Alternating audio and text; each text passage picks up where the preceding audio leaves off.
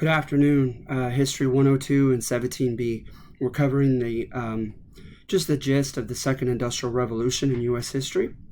And so we're going to revolve it around the test as well as the argumentative assignment. Okay, so firstly, right, going to your argumentative assignment as well as the test, is I'll have a question about to what extent do American court historians, right, those who are very pro social, political, and economic winners in U.S. history, they praise, right, Carnegie, Rockefeller, and these other titans of industry. They praise presidents, etc., right? So this kind of court history, it also oftentimes is inundated with the idea of American exceptionalism, that the U.S. is an exceptionally special country, right? And oftentimes tied to that exceptional moniker, you have contentions that it's the land of the free and it's the land of the American dream, of socioeconomic ascension, all right? So going into that, what do we have with the first argumentative section? So note, we have the idea, right, that the government created a system in which people's natural self-interest, arguably, would be minimally checked, and some of the burden of engaging in labor for economic ascension can be mitigated, can be helped by the government. So at any rate, let's see here, the quasi-capitalist system, because we've never been a truly laissez-faire capitalist system, right? The government has had its hand in the economy from the time of the late 1780s when we devised our republic. So at any rate, for one, right, in a capitalist or at least quasi-capitalist system, resources are open for private purchase, right, consumption and utilization. So at any rate, I think of this especially when you have certain key resources like oil, soft and hard coal, right, minerals of various kinds, not just the well-known silver and gold, but lesser known like zinc and copper, etc.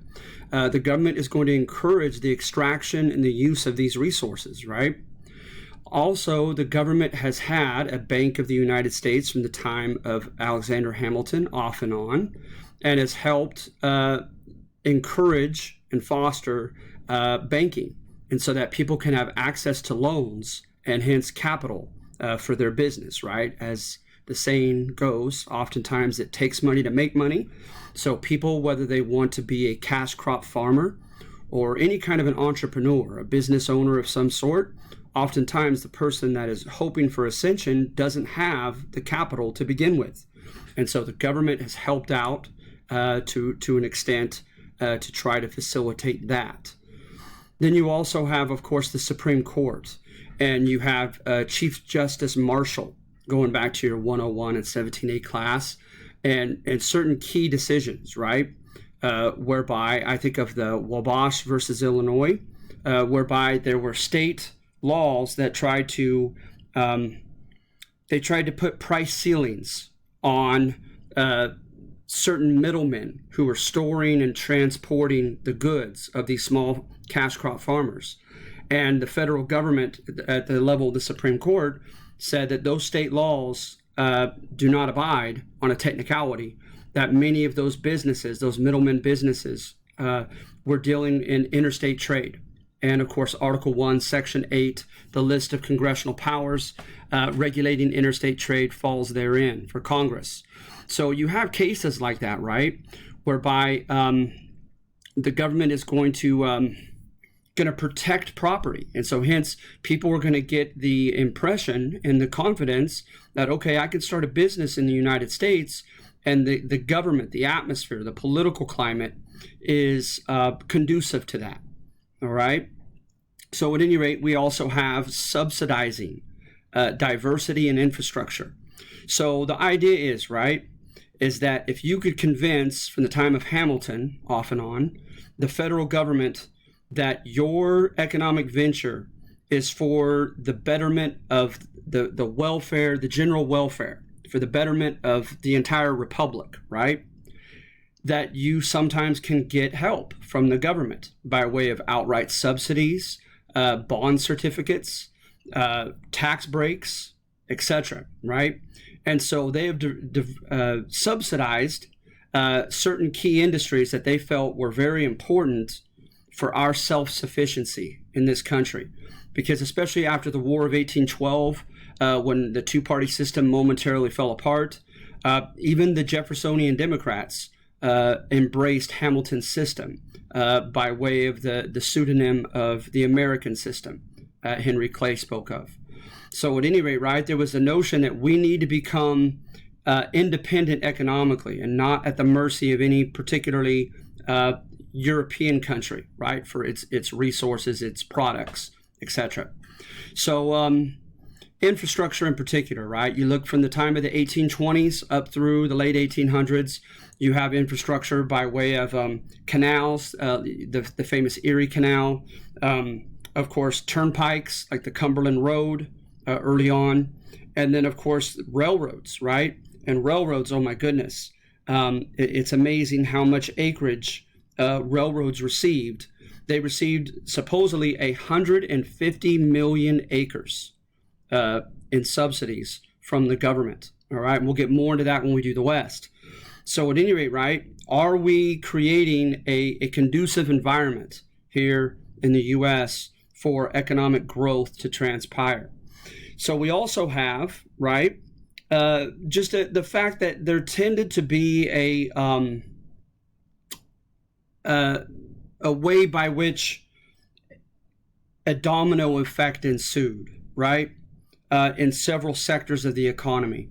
So I think of, for instance, from the 1840s, the corporation, the modern corporation, whereby someone can buy stock in it and have limited liability and only lose his or her investment and not be held responsible for the bankruptcy of the entire corporation, right? With limited liability and these corporations going public on the stock market, that greatly enhanced the amount of capital, right, that these corporations could gain.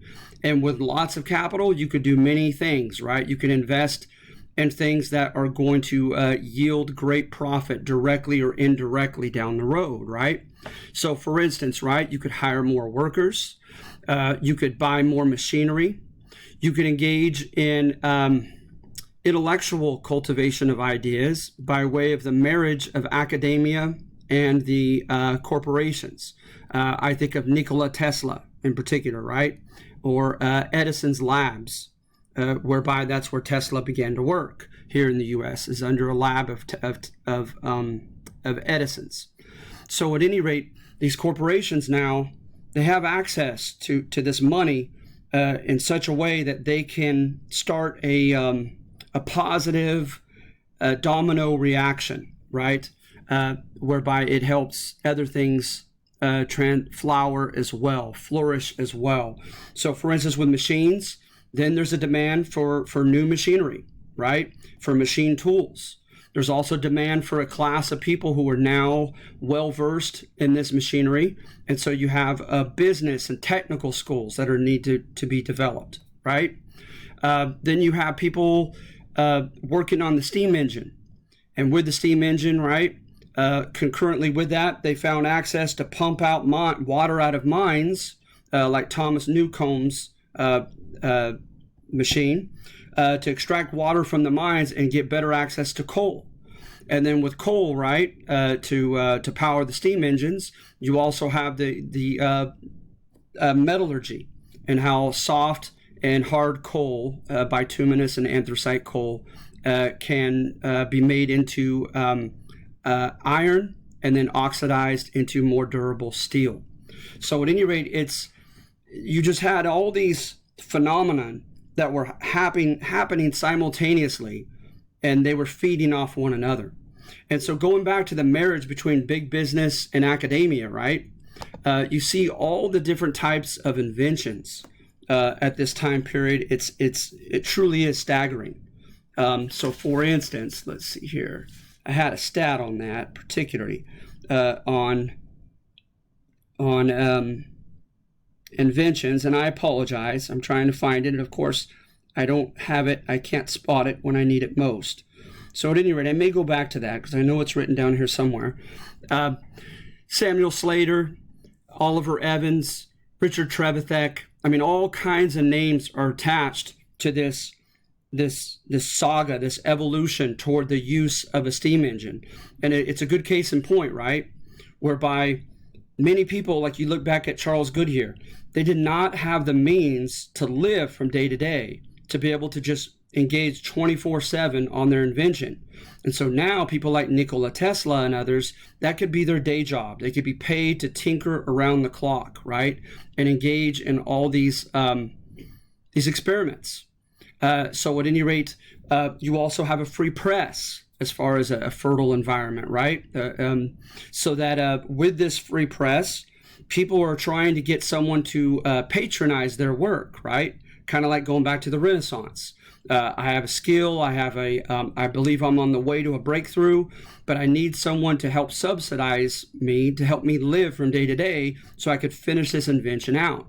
And so to advertise their services and their intelligence, they would have things, even diagrams of what their invention, where it was heading, put into newspapers. And then of course you had people borrow from one another, or let's just admit it, in some cases steal from one another. But the country as a whole arguably benefited from that, right? Because it expedited the process by which inventions just were catapulted. All right. So you see here, right, different universities, different types of technology that were invented at this time, and that the universities, the seedbed, right, for invention. So at any rate, moving on to number 2. At this time, however, you have, right, so let me move on. See, I'll put this online, okay? I have more specifics. You have gentlemen who made it to the top, right? So you'll notice, right, with number 2 is, to some people, right, the system, something about the system just didn't seem fair, just didn't seem American, right? Whereby these certain key individuals were almost taking over entire industries, right? So Rockefeller with oil, Carnegie with steel, right? Cyrus McCormick with farm machinery, Jay Gould and others in banking, and J.P. Morgan and others in railroads, etc., right? So whereby they would come in and they would engage oftentimes in vertical and horizontal integration. What are those? Vertical integration, right? They were fortunate and sharp enough and surrounded by intelligent people enough so that they could streamline their production, make the production of their product cheaper and quicker. And of course, you have the use of interchangeable parts and the beginning of assembly line production, which are integral to all of this, right? And so I think of going back to Rockefeller, right? Rockefeller had a way of making over 30 byproducts of the initially considered waste of converting or refining crude oil into its more usable form. And so at any rate, no one had a gun to his head. He was very bright and very sharp and shrewd in doing this.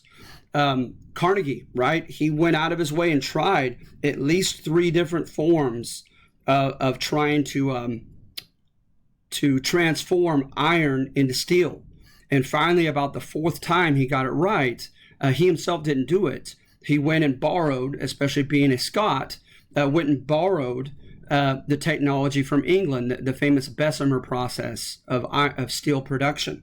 So at any rate, right, these gentlemen would come in, and you see here, let's see here, consolidation. From 1897 to 1904, 1,800 companies merged into only 157, right? And so we're going to get more into that concentration of wealth when we do the progressive movement. But look at this. According to Howard Zinn, the top 1% owned 88% of the nation's assets, while in the 1890s, 10 million Americans lived below the poverty line. And you notice here, right? For many working class families, 2 incomes were required to support even a minimal standard of living.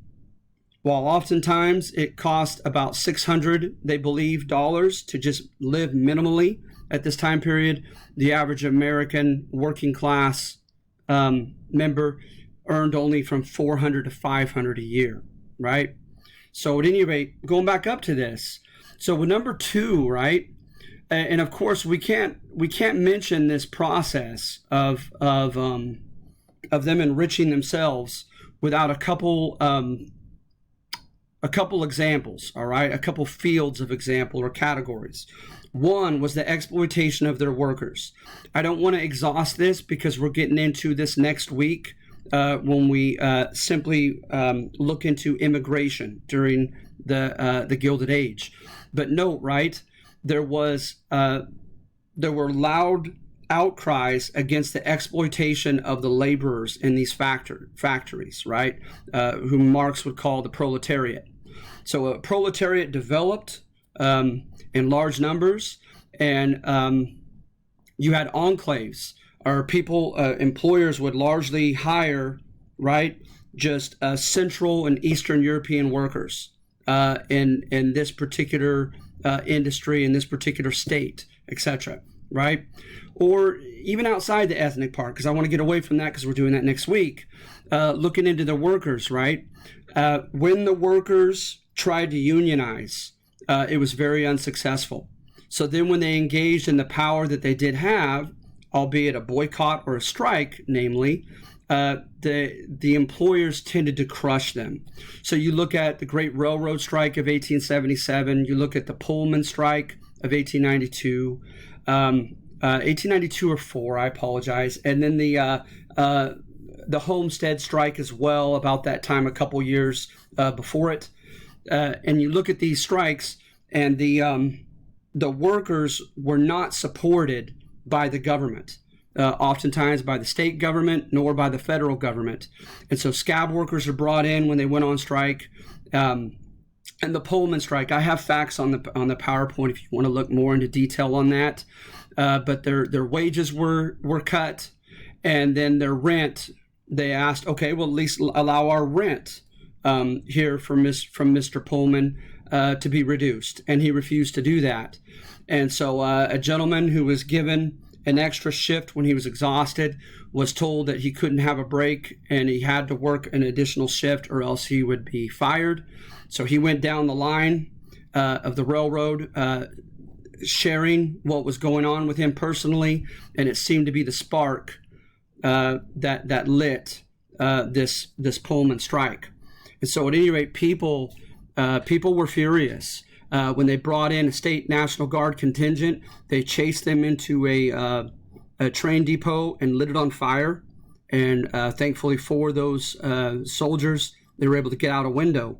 But at any rate, this was very cantankerous. It was very resentful, right? And very class conscious.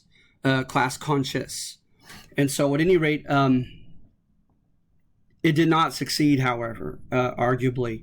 And so with these employers, they did not pay their workers really well. You have your exceptions, of course, right? Rockefeller was proud of keeping his price of his oil low, even when he had somewhat of a monopoly on that product. Henry Ford, as we go fast forward, was proud of how much he paid his workers. We'll get into some more of that in the future.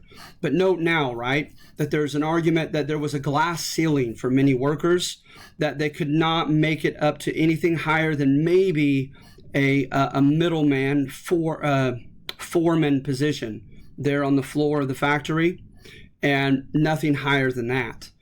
And so that's an argument whereby they claim that the robber barons, right, who were owning these factories had an unfair advantage, and they lorded it over the industrial laborers and kept them from rising up the socioeconomic ladder. Then in addition to that, right, is the treatment towards smaller businesses. Rockefeller, his supposed MO, right, his modus operandi that he followed, is he would oftentimes come in In addition to engaging in vertical integration, right, where he controlled every aspect of his production, and he was very shrewd about that, made his own barrels. He was very shrewd in having at least two, if not more, options to ship his crude oil to the refineries and from the refineries to the markets. So he would never be at anyone's mercy. And so that on the contrary, he could guarantee them great business because they could charge by the pound, right? And he could guarantee them a lot of quantity, but in return, he demanded rebates or discounts, right? That weren't given to smaller companies. And so he was very shrewd that way. And nevertheless, there was something about it to a lot of people that just reeked of unfairness with this large capital winning out. So at any rate, and getting any kind of preferential treatment from these middlemen with their prices. So at any rate, going back to John D. Rockefeller, right? He would oftentimes want to engage in horizontal integration where he would buy up all the competition. So he could come in, right, especially when he was making millions annually, come in and he would have done his homework and he could hypothetically tell a small businessman in oil, right? Hey, I've noticed you made this amount of money last year. Well, I'll tell you what, you don't have the machinery, but I do, that could better extract the oil that you're sitting on. Why don't you spend more time with your grandkids, take an early retirement? I'll give you so many share in my company.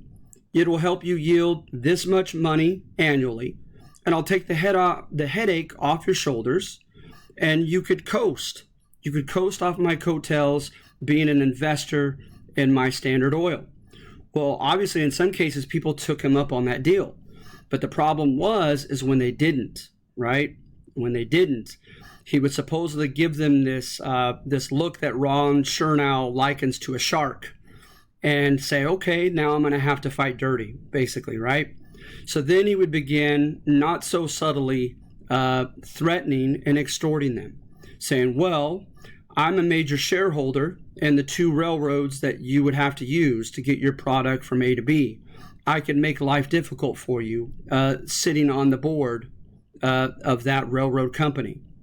I could also, of course, he would contend, drop my prices to almost nothing, and by economies of scale, just how much I have to offer, and even if not by economies of scale, that he were to momentarily lose money, he has millions and millions that he could sit on, right? And he could lose money in the short run, knowing that the small competitor could not. So he could just drop his price in a price war and undersell that smaller business out of business, right? And so he had a way of getting somewhat ruthless with his opponents if they would not comply to his wishes. And then, of course, you have the notions that perhaps you do have an element of merit for him getting there to his, quote, American dream status, right? But once he got there, he became greedy and ruthless. There's all kinds of different theses that to explain this, right? But one thing that we know is that concentration of wealth did occur, right? You had a quote that I put in your argumentative essay, right? Whereby someone boasted that if you took all the money from the wealthy and you evenly allocated it to everybody else, that within about a year or two, everybody would be at the spot where they presently are, okay?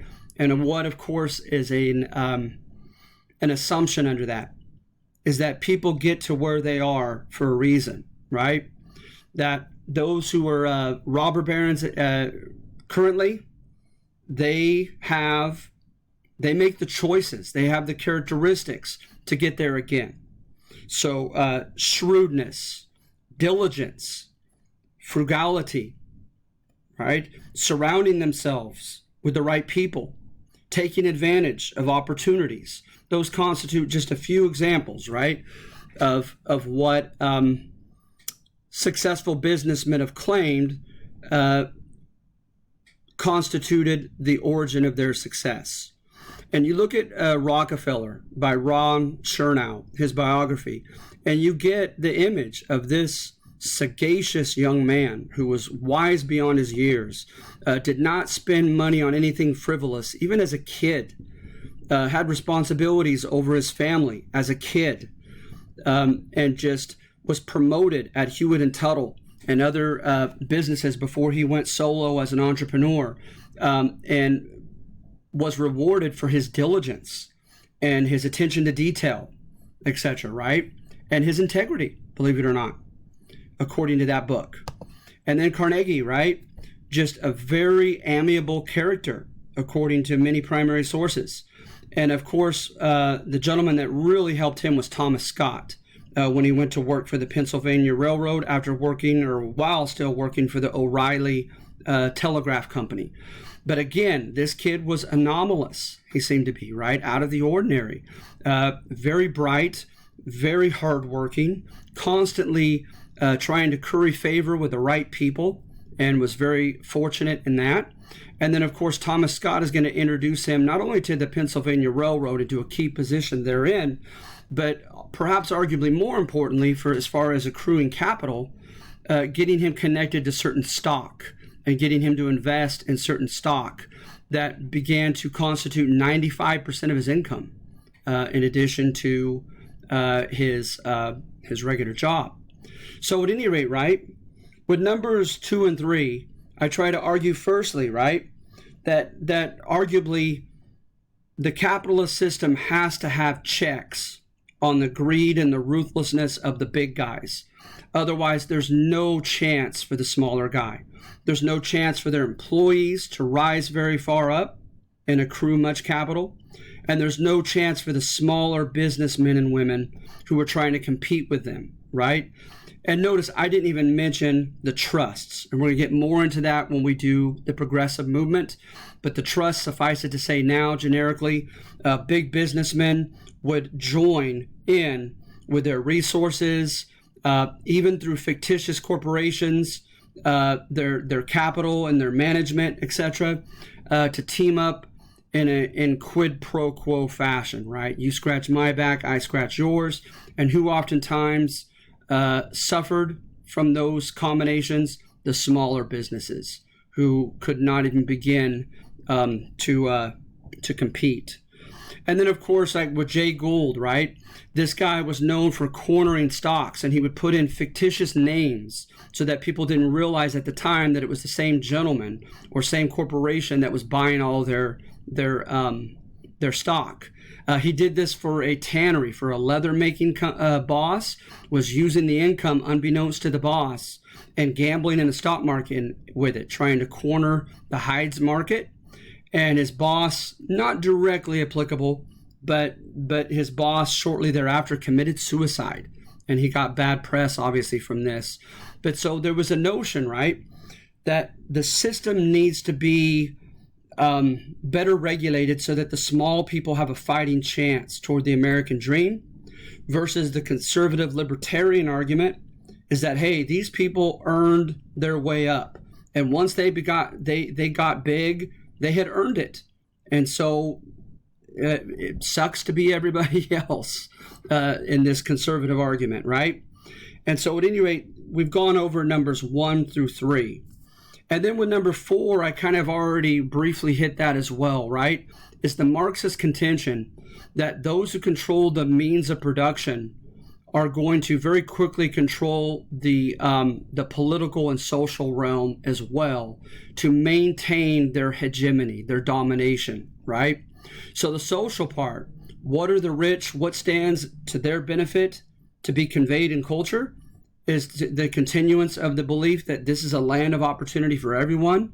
The American dream is open to everyone. And so Horatio Algier, right, and his writings and so forth, and Russell Conwell's Acres of Diamond speeches, so that the people continue to believe, right? Because you don't want the people to become disenchanted, disillusioned, because that's where the Marxist contention, right? They might become class conscious and begin to rally with one another in a confrontational manner against their bosses, against the capitalists, if you will, right? And so they want people to continue to believe that the American dream is available if you just work hard enough and don't give up, right? And also, remember, this is Marxism. You could take this with a grain of salt, this worldview or this ideology. And so going to this Marxist argument also is that they're going to form a plutocracy ruled by the wealthy, the governing political authorities, as well as the economic controllers of the means of production, right? And so with this argument, they are going to help write the laws, they're going to enforce the laws, and they're going to try to do as little as possible in legally or institutionally helping out the common guy. Very cynical thesis on number 4, right? So hence, as I've already argued, the lack of sympathy from government towards strikes, especially when those strikes became violent and destructive. Of course, they would contend, right, that their First Amendment rights had no longer become relevant because they did not do so peacefully, and they destroyed property, etc. Right? That's the conservative argument. But also, right, if you look at the Sherman Act, Antitrust Act, and we'll get more into that with the progressive movement, and also with the Interstate Commerce Act. These acts were supposed to put the big guys in check and help out their smaller competitors. We're going to get into the details of those, like I said, during the progressive lecture and lesson. But they were very arguably enforced in lukewarm fashion, very unenthusiastically enforced by the government. So it made it seem as if the federal government was not very supportive of the industrial laborers and of the smaller entrepreneurs, okay? And so please let me know what you think. We're going to continue this. Please make sure you have your argumentative assignments in by Sunday evening. Continue to keep in touch with me if you should have any questions, all right? And we'll try to meet up on our Zoom meeting next week, okay? So have a good day.